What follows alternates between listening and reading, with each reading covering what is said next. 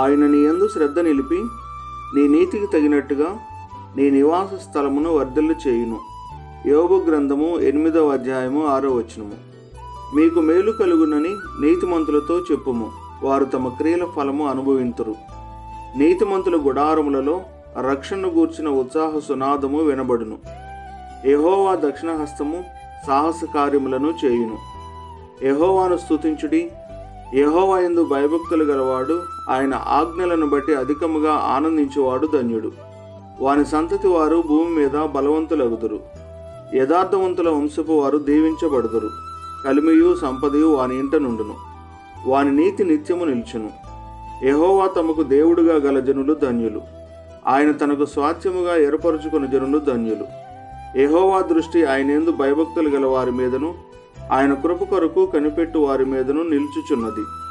దేవుని కృప మీకు తోడయుండుగాక. ఆమేన్.